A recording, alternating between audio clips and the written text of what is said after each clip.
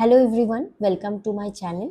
आज हम लोग शुरू कर रहे हैं क्लास 12 का पहला chapter electric charges and field से। ये जो वीडियो सीरीज आएंगे इसमें हम लोग मेनली क्लास 12 का थ्योरी पोर्शंस डिस्कस करेंगे। हर एक चैप्टर का जो भी थ्योरी है from basic to advance, okay. तो हर एक टॉपिक को हम लोग डिटेल में कवर करेंगे एंड ये जो वीडियोस है ये स्पेशली हेल्पफुल रहेगा जो स्टूडेंट्स बोर्ड के एग्जाम्स के लिए अपेयर कर रहे हैं और बाकी जो स्टूडेंट्स नीट या जेई की तैयारी कर रहे हैं उन स्टूडेंट्स के लिए भी कॉन्सेप्ट क्लैरिटी के लिए ये वीडियोस हेल्पफुल रहेगा। तो शुरू करते हैं पहला चैप्टर से। एक्चुअली पहला चैप्टर डिस्कस करने के पहले मैं आपको बता देती हूँ कि एक्चुअली हम लोग क्या करें। देखो, सबसे पहले मैं आपको ये बताती हूँ क्लास 12 का हम लोग शुरू कर रहे हैं। क्लास 11 में आप लोगों ने क्या किया? आप लोगों ने क्लास 11 में फिजिक्स के बहुत सारे ब्रांचेस के बारे में पढ़े, है ना। लाइक आपने मैकेनिक्स पढ़ा है, आपने थर्मोडायनामिक्स पढ़ा होगा, थर्मोडायनामिक्स पढ़ा होगा। अब आपने क्या किया? जैसे थर्मोडायनामिक्स आपने हीट से डील किया, इसमें आपने मोशन से डील किया, रेस्ट और मोशन एक्सेट्रा से डील किया। अब हम लोग जो नया जो टॉपिक शुरू कर रहे हैं जो कि मेनली एक्चुअली जो ब्रांच है वो है इलेक्ट्रोमैग्नेटिज्म। वो ब्रांच है इलेक्ट्रोमैग्नेटिज्म। इलेक्ट्रोमैग्नेटिज्म। अब ये जो इलेक्ट्रोमैग्नेटिज्म है, इस इलेक्ट्रोमैग्नेटिज्म को हम लोग दो कैटेगरी में डिवाइड करते हैं। द फर्स्ट कैटेगरी इज, सबसे पहले हम लोग इलेक्ट्रोस्टैटिक्स के बारे में बात करते हैं, इलेक्ट्रोस्टैटिक्स। उसके बाद हम लोग का नेक्स्ट जो टाइप पोर्शन है वो है इलेक्ट्रोडायनामिक्स। डायनामिक्स के बारे में हम लोग इलेक्ट्रोमैग्नेटिज्म के अंदर ही डिस्कस करेंगे। अब देखो क्या है ना, ये जो इलेक्ट्रोस्टैटिक्स है, इलेक्ट्रोस्टैटिक्स मतलब क्या? देखो, इलेक्ट्रोस्टैटिक्स मतलब आप लोग बोल सकते हो ये, इसमें हम लोग mainly we in this case और we study electric charges. We study about the electric charges at rest. तो हम लोग के पास कुछ इलेक्ट्रिकल चार्जेस होंगे, बट इलेक्ट्रिक चार्जेस क्या होता है नहीं होता है that we will discuss later in this video. तो हम लोग डिस्कस करेंगे जब इलेक्ट्रिक चार्जेस रेस्ट पे होते हैं तब डिस्कस करते हैं, ओके। जैसे आपको समझ में आ रहा है कि स्टैटिक वर्ड का मतलब क्या होता है, it is related to the rest. अब देखो इलेक्ट्रोडायनामिक्स मतलब क्या? Dynamics is related to motion. That means ये जो पार्ट है इसमें हम लोग मेनली डील करेंगे चार्जेस से जो कि मेनली मोशन में होगा, जो कि मेनली किस में होगा?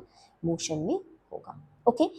अब देखो पहला हम लोग का अभी जो टॉपिक है, अभी जो मेरा टारगेट है वो है इलेक्ट्रोस्टैटिक्स को कंप्लीट करना। अब इलेक्ट्रोस्टैटिक्स में मैंने क्या बोला आपको, ये हम लोग यहाँ पे डील करते हैं जब चार्जेस रेस्ट पे होता है। अब एक्चुअली पढ़ना क्या है इसको जानने से मतलब आपको समझ में आएगा जब आप इसके दो चैप्टर्स के बारे में पढ़ेंगे। मतलब इसमें हम लोग का इलेक्ट्रोस्टैटिक्स में हम लोग के दो चैप्टर्स है। पहला चैप्टर है इलेक्ट्रिक चार्जेस एंड फील्ड, जो कि हम लोग का आज का टॉपिक है। और ये खत्म होने के बाद जो नेक्स्ट चैप्टर आएगा वो होगा इलेक्ट्रोस्टैटिक पोटेंशियल एंड कैपेसिटेंस। तो वर्ड्स न्यू लग रहे हैं पर धीरे धीरे इन सब के बारे में हम लोग डिस्कस करेंगे, ओके। मतलब इतना दिमाग में डाल लेना है कि अभी हम लोग जो चार्जेस के बारे में डिस्कस करेंगे उसमें चार्जेस को मूव नहीं कराना है, वो रेस्ट पे रहेगा। It is clear I think, okay. अब देखो, अब हम लोग चले आते हैं अपने चैप्टर में मेनली घुस जाते हैं। तो चैप्टर का नाम मैंने क्या बताया? Electric charges and field. तो पहला क्वेश्चन दिमाग में यही आता है कि इलेक्ट्रिक चार्जेस होता क्या है। तो the question is what is electric charge? This is the question. अब देखो इस क्वेश्चन का आंसर बहुत अच्छे से दिया जा सकता है। कैसे? अच्छा, जैसे बचपन से शुरू करते हैं। देखो, हम लोग को ये पता है कि मैटर क्या होता है। बचपन से ये डेफिनेशन पर क्या है? मैटर क्या होता है? ऐसा कुछ, matter is anything which has mass and which occupies some space, volume in space, right. ये मैटर है। अब आपको ये भी पता है कि मैटर क्या होता है? बहुत सारे एलिमेंटरी पार्टिकल से बनता है। एलिमेंटरी पार्टिकल से मैटर्स बनते हैं। अब इतने सारे एलिमेंट्री पार्टिकल्स डिस्कवर हो गए हैं टेक्नोलॉजी के एडवांसमेंट के साथ साथ कि हम लोग को सब एलिमेंट्री पार्टिकल्स हम लोग के लिए अभी उतने इम्पोर्टेंट भी नहीं है। बट हम लोग मेनली हम लोग 3 एलिमेंट्री पार्टिकल के बारे में डील करते हैं, जिसका नाम क्या है? फर्स्ट एलिमेंट्री पार्टिकल है हम लोग का इलेक्ट्रॉन। इसके बारे में नाम तो सुना ही होगा, इलेक्ट्रॉन, जिसका सिंबल हम लोग ई से एक्सप्रेस करते हैं। ठीक है, नेक्स्ट एलिमेंट्री पार्टिकल हम लोग डिस्कस करते हैं जो कि है हम लोग का proton. Okay, and the third one is our neutron. इसके बारे में भी आप लोगों को पता ही है, proton P and neutron N. देखो, अब इतना पता है कि हर एक एलिमेंट्री पार्टिकल, जैसे क्योंकि ये मैटर का ही हिस्सा है, तो हर एक एलिमेंट्री पार्टिकल का अपना कुछ मास होगा। तो हम लोग को पता है कि मास of the electron is 9.1 into 10⁻31 kg। Actually 9.10940 इतना है, बट आप लोग ये याद कर सकते हैं। प्रोटॉन क्या है? प्रोटॉन का भी अपना एक मास होता है, the value is 1.67493 into 10⁻27 kg। And mass of neutron भी क्या होता है? ये 1.6749 ओके, एक्चुअली एक मिस्टेक हो गया है, आप इसको करेक्ट कर लो। प्रोटॉन का जो मास है वो है 1.67262, ओके, और न्यूट्रॉन का है 493 लास्ट में। तो आप लोग इतना याद नहीं रखे, बस इतना याद रखना, 1.67 इतना पोर्शन याद रखना। और मेनली न्यूट्रॉन और प्रोटॉन का मास सेम, मतलब we consider they are mean equal, but actually in general mass of neutron थोड़ा सा ज़्यादा है मास ऑफ प्रोटॉन से, but for the time being we will consider the mass of the proton and mass of the neutron are same, and the values are 1.67 into 10⁻27 kg। अब देखो, इतना पता है, ओके। मैं हर चीज़ ना, और एक चीज़ मैं क्लियर कर दूं क्योंकि ये फर्स्ट वीडियो है, तो हम लोग हर चीज़ को, हर एक चैप्टर को कनेक्ट करते चलेंगे। आप लोग ने क्लास 11 पढ़ा है, 11 से आप लोग 12 में आए हो, तो मैं 12 का स्टार्टिंग ऐसा ही करूँगी ताकि आपको 11 से आप थोड़ा थोड़ा कनेक्ट करते चले, ताकि आपको यहाँ पे कुछ प्रॉब्लम ना हो। तो देखो, मास पता है। अब देखो, अब आते हैं क्लास 11 के ग्रेविटेशन चैप्टर में। आप लोग ने ग्रेविटेशन जो पोर्शन है, ग्रेविटेशन में ये तो पढ़ा ही होगा कि अगर मेरे पास दो मासेस हैं, suppose this is the mass m1 and suppose this is the mass m2, and if the distance between their center is smaller, then ये दोनों क्या करते हैं? एक दूसरे को एक फोर्स से अट्रैक्ट करते हैं। That force is the gravitational force of attraction, okay, and the value is F is equal to G m1 m2 divided by r square, okay, but where G is the universal gravitational constant. This is known to you, right? G is universal gravitational constant. This is the G. इसका value है, what is the value? 6.67 into 10⁻11। The unit is newton metre square kg -2, okay, ये हमको पता है। Now what we want to calculate, we want to calculate the force between, suppose हम लोग निकालने वाले हैं force between two electrons, okay, हम लोग यहाँ पे फोर्स बिटवीन दो इलेक्ट्रॉन के बीच में फोर्स निकालने वाले। तो obviously you can put all the values, आपको पता है व्हाट इज जी का वैल्यू आप पुट कर देना, ओके।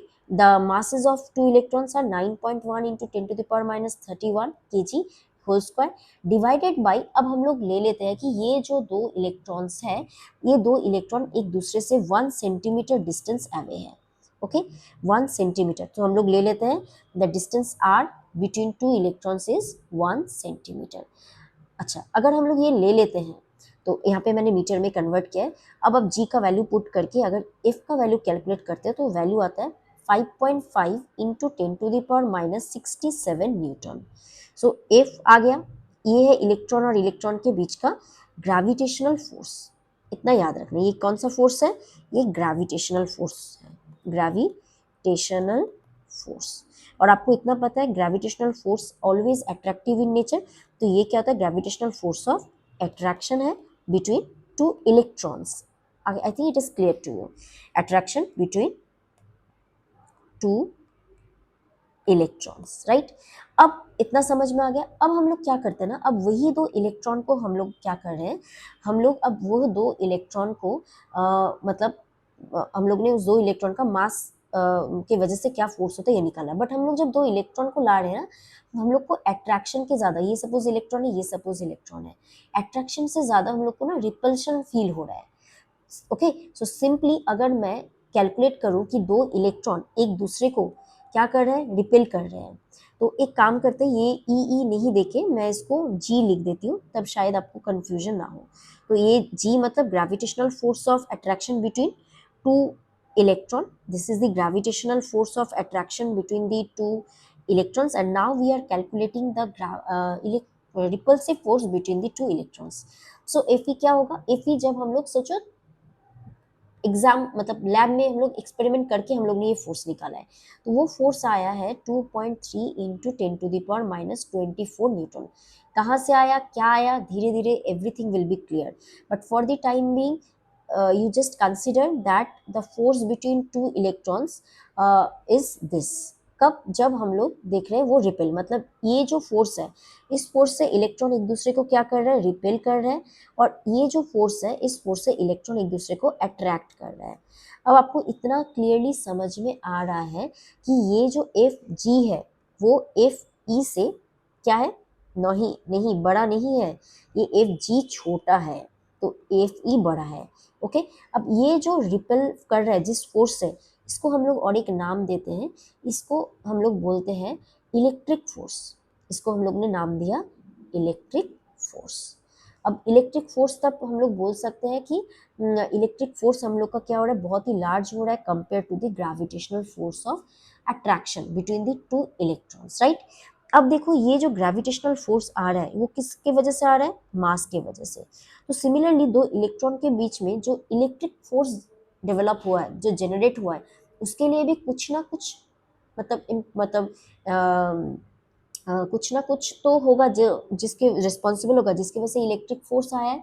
तो हम लोग बोलते हैं कि actually the mainly electric force के लिए जो फिजिकल क्वांटिटी, जो क्वांटिटी रिस्पॉन्सिबल है, दैट इज द चार्ज। तो अब समझ में आया चार्ज क्या है। तो चार्ज हम लोग ऐसे बोलेंगे कि because the masses are responsible, you know, just as masses are responsible for the gravitational force, charges are responsible for the electric force. That means this is one kind of property, it is an additional property of electron apart from their masses, which is responsible for the electric force. I think ये clear हुआ है, right? तो ये है हम लोगों का charge. तो आप चार्ज का डेफिनेशन क्या बोलोगे, आप लोग ये बोल सकते हो कि व्हाट इज चार्ज। चार्ज कुछ नहीं, चार्ज एक इंट्रिंसिक प्रॉपर्टी है एलिमेंट्री पार्टिकल्स का, ओके, जिस that means electron, proton etcetera का, जिससे हर कोई ऑब्जेक्ट बनता है। Okay, so you can write the definition of this, that you can write that electric charge is mainly, it is an electric charge is an electric charge, let me write it like that, electric charge, it is an intrinsic property, it is an intrinsic property, it is an intrinsic property of elementary particles, elementary particles, I'm sorry, elementary particles, elementary particles of matter, elementary particles of matter, which gives rise to electric force, which gives rise to electric force between various object, between various objects. Okay, so this is the definition of charge. Clear? समझ में आया? तो अब हम लोग mainly इस charge के बारे में थोड़ा सा डिटेल में डिस्कशन करेंगे। चार्ज, तो चार्ज का डेफिनेशन आप लोग को समझ में आ गया होगा, राइट। अब देखो, अगर हम लोग तब इलेक्ट्रॉन की बात करें तो इलेक्ट्रॉन के लिए भी इलेक्ट्रिक फोर्स एग्जिस्ट करता है, प्रोटॉन के लिए भी इलेक्ट्रिक फोर्स एग्जिस्ट करता है, but neutrons, right, neutrons are neutral particle, okay, that means इसमें ना कोई चार्जेस नहीं होता है, ये याद रखना। तो प्रोटॉन, ये मैं अभी डिस्कस करती हूँ तब आपको और क्लियर होगा। तो चार्ज के बारे में हम लोग को डेफिनेशन पता चल गया कि चार्ज क्या होता है। तो हम लोग शॉर्ट में अच्छे से धीरे धीरे इसके बारे में और पता करते हैं। तो चार्ज हम लोग का क्या हुआ, चार्ज हम लोग ने बताया कि what is charge, charge is the intrinsic property of matter, charge is the intrinsic property of matter. Okay, it is clear. Okay, अब चार्ज का जो सिंबल हम लोग यूज करते हैं, the symbol used for charge, ये हम लोग क्यू यूज करते हैं। Okay, in general Q symbol use करते हैं चार्जेस के बारे में। और चार्ज हम लोग का क्या होता है, एक स्केलर क्वांटिटी होता है, charge is a scalar quantity. अब चार्ज की यूनिट्स के बारे में बात करें, we will discuss the units of charge. अब यूनिट्स के बारे में देखो, डिस्कस आप करोगे तो चार्ज का जो एसआई यूनिट होता है, the SI unit of charge is Coulomb. Okay, तो चार्ज का पहला जो यूनिट है that is SI unit, SI unit of charge is Coulomb. Okay, and Coulomb को हम लोग सी से एक्सप्रेस करते हैं, सी से हम लोग एक्सप्रेस करते हैं। क्लियर। कूलम का डेफिनेशन क्या है हम लोग धीरे धीरे डिस्कस करेंगे। उसके बाद हम लोग एसआई यूनिट के बाद हम लोग अगर सीजीएस यूनिट को if we talk about the CGS unit system, तो चार्ज का जो यूनिट होता है दैट इज एक्चुअली इलेक्ट्रोस्टैटिक, मतलब actually in electrostatic CGS system unit of charge is known as electrostatic unit of charge. Okay, जिसको हम लोग शॉर्ट में ESU बोलते हैं। तो इसको हम लोग क्या बोलते हैं, this is electrostatic unit of charge बोलते हैं हम लोग इसको। क्लियर। और इसका और एक नाम है that is stat coulomb, stat coulomb. I think ये याद रहेगा आपको। क्लियर। और आपको ये कन्वर्शन भी याद रखना है, ये मैं लिख दे रही हूँ यहाँ पे, that is 1 coulomb is equal to 3 into 10 to the power 9 ESU of charge।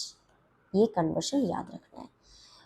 Okay, और एक जो सिस्टम ऑफ ये है यूनिट के लिए that is actually electromagnetic CGS system. देखो ये है electrostatic CGS system, let me right it so that you will not get confused. So it is electrostatic CGS system. This is electrostatic CGS system. Okay, electrostatic let me okay electrostatic CGS system। और next है हम लोग का electromagnetic CGS system. अब electromagnetic CGS system में हम लोग का जो यूनिट आता है उसको हम लोग बोलते हैं EMU ऑफ चार्ज। क्या बोलते हैं, EMU ऑफ चार्ज, ये याद रखना, EMU ऑफ चार्ज। अब EMU मतलब क्या होता है, EMU मतलब हम लोग का इसको हम लोग बोलते हैं इलेक्ट्रोमैग्नेटिक यूनिट ऑफ चार्ज। क्या बोलते हैं, इलेक्ट्रोमैग्नेटिक यूनिट ऑफ चार्ज। इसका और एक नाम है जिसको हम लोग बोलते हैं एप कूलम। ठीक है, मैं लिख देती हूँ ABCOULOMB, एप कूलम। क्लियर। तो आपको ये कन्वर्शन याद रखना है इधर भी कि 1 coulomb, C is for coulomb, is equal to 1/10 EMU of charge या 1/10 of app coulomb. Okay, charge. I think ये क्लियर हो गया। तो यूनिट के बारे में मैंने डिस्कस कर लिया। ओके, अब और एक जो फैक्ट चार्जेस के बारे में इंपॉर्टेंट है that we are going to discuss, that charges are of 2 types. Charges क्या होता है, 2 types of charges we can get, 2 types of charges. क्या क्या है, 2 टाइप हम लोग के पास है। वो 2 टाइप में एक है पॉजिटिव चार्ज और दूसरा क्या है, दूसरा है हम लोग का negative charges. One is positive and another one is negative charge. Clear. अब देखो ये पॉजिटिव चार्ज और नेगेटिव चार्ज, मतलब ये पॉजिटिव और ये नेगेटिव चार्ज का कॉन्सेप्ट आया कहाँ से। इसके लिए ना कुछ कुछ एक्सपेरिमेंट्स परफॉर्म किए गए हैं। जैसे मैं हल्का से आपको एक शॉर्ट में बताती हूँ कि सपोज मैंने क्या किया, एक एक्सपेरिमेंट परफॉर्म किया। Okay, so we are now doing some experiments.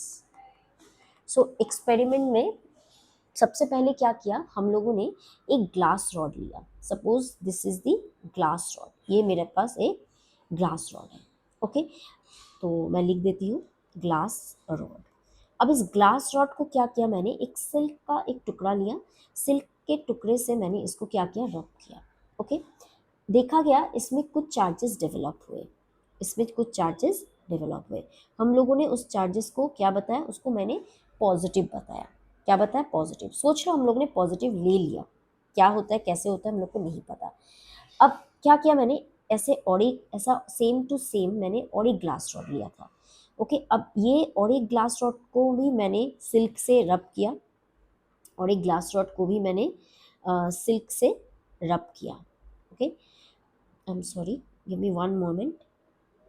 हाँ, अब इसको भी मैंने क्या किया, इसको भी मैंने सेम सिल्क के टुकड़े से इसको रब किया, तो इसको भी पॉजिटिव चार्जेस मिलेंगे। अब दोनों ग्लास रॉड को मैं अगर पास पास लाऊं तो क्या दिखाई देगा कि ये दोनों ग्लास रॉड एक दूसरे को धक्का मार रहा है, मतलब यहाँ पे क्या हो रहा है, रिपल्शन हो रहा है, there is a repulsion occurs. So इतना समझ में आया, दैट मीन्स यहाँ पे सिमिलर काइंड ऑफ चार्ज आपको हो सकता है कि आपको समझ में आए कि यहाँ पे कुछ चार्जेस डेवलप हुए हैं और वो एक दूसरे को same kind of glass rod एक दूसरे को रिपेल कर रहे हैं। अब मैंने क्या किया, अब मैंने एक प्लास्टिक लिया, एक प्लास्टिक का रॉड लिया, ये है प्लास्टिक से बना हुआ। Okay, this is plastic, plastic. अब क्या किया मैंने, इस प्लास्टिक के रॉड को मैंने क्या किया, ऊल से रब किया। किससे रब किया, ऊल से रब किया। तो देखा गया इस प्लास्टिक रॉड में भी कुछ चार्जेस कुछ डेवलप हुए। तो देखा गया कि इसमें कुछ ऐसा चार्ज डेवलप हुआ जो कि एक्चुअली ऑपोजिट है ग्लास रॉड से। मतलब अगर मैं इस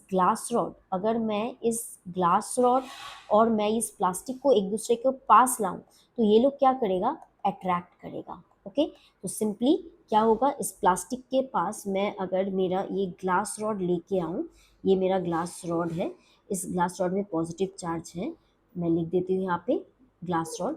तो देखा गया ये दोनों एक दूसरे को क्या कर रहा है, अट्रैक्ट कर रहा है, राइट। तो इससे पता चल रहा है कि ऑब्वियसली एक में कुछ चार्जेस दोनों में ही है, बट दोनों के टाइप अलग है। ऐसे बहुत सारी चीज़ों के साथ एक्सपेरिमेंट किया गया और ये पता चला कि ये डिस्कवर हुआ कि टू टाइप ऑफ चार्जेस है। वन इज, इसको हम लोग ने जस्ट नाम दे दिया पॉजिटिव, और एक को हम लोग ने नाम दे दिया नेगेटिव, राइट। अब किसको क्या नाम दिया, इसमें एक मतलब एक्चुअली ये थ्योरी ऐसे पकड़ा गया कि यहाँ पे ग्लास रॉड में जो होगा उसको हम लोग पॉजिटिव बोल देते हैं और प्लास्टिक में जो होगा नेगेटिव। एक ऐसा ना एक उन्होंने एक्चुअली एक सिस्टम बनाया।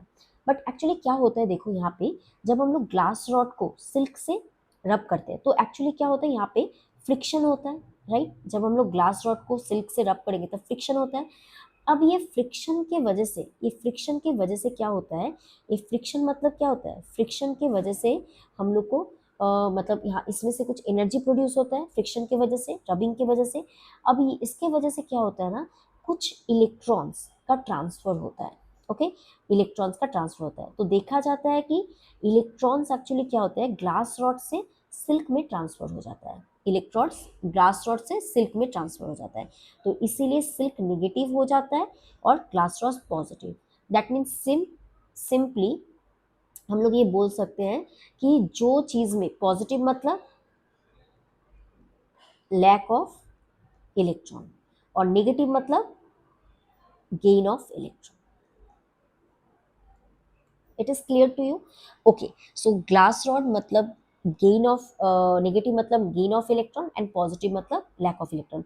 तो सिंपली यहाँ पे कुछ रब हुआ, रबिंग के वजह से ग्लास रॉड से इलेक्ट्रॉन सिल्क में चला गया और सिल्क नेगेटिवली चार्ज हो गया और ग्लास रॉड पॉजिटिवली चार्ज हो गया। तो ऐसे हम लोग का दो टाइप का charges, two type of charges हम लोग ने हम लोग को मिला। One is positive charge and another one is negative charge. It is clear I think, right? Okay, अब देखो तो सिंपली चार्ज हम लोग ने चार्ज के बारे में पूरा पता कर लिया है। तो चार्ज क्या होता है हम लोग का, चार्ज होता है हम लोग का intrinsic property of matter. Charge is intrinsic property of matter, right. और इसमें भी हम लोग को चार्ज के बारे में मैंने पूरा डिटेल में डिस्कस किया। अभी कौन पॉजिटिव होता है कौन नेगेटिव होता है मैं बाद में बताऊंगी धीरे धीरे, बट अभी के लिए इतना काफ़ी है।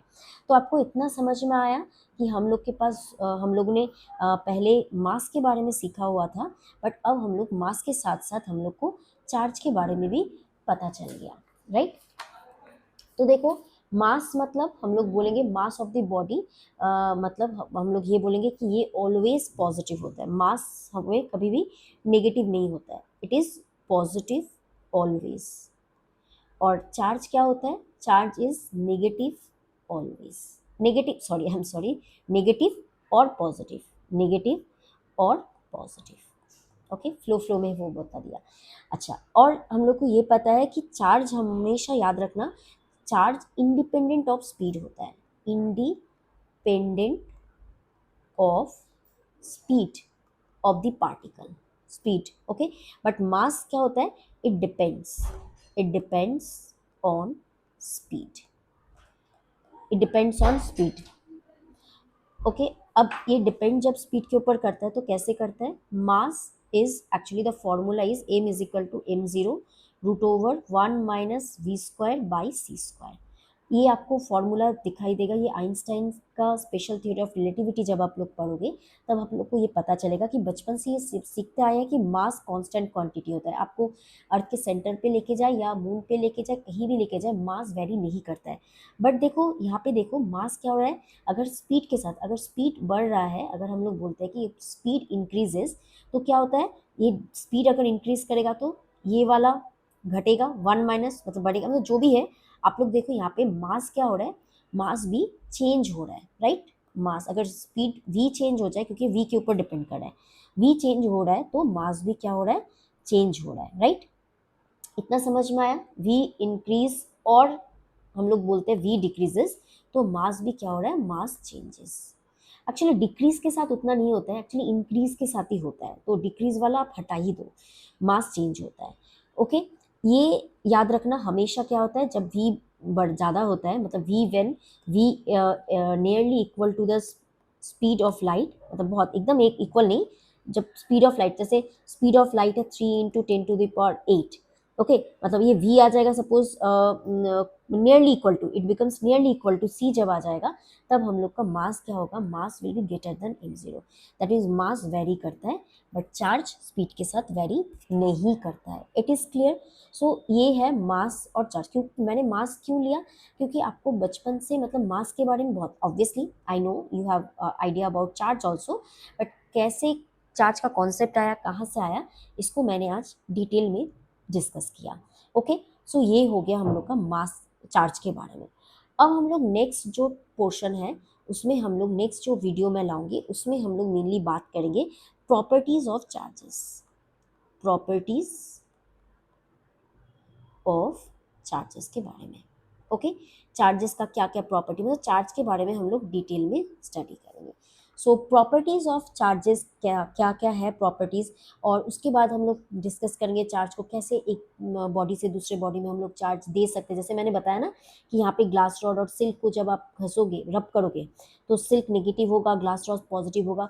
तो ये this is the one way to transfer charge from one body to another body, but we will discuss other possible ways, other ways to give the charges or other ways to transfer the charges from one body to another, that we will discuss in the next portion of the video।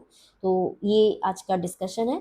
आपको इस chapter का जो भी PDF है वो आपको comment description box में मिल जाएगा।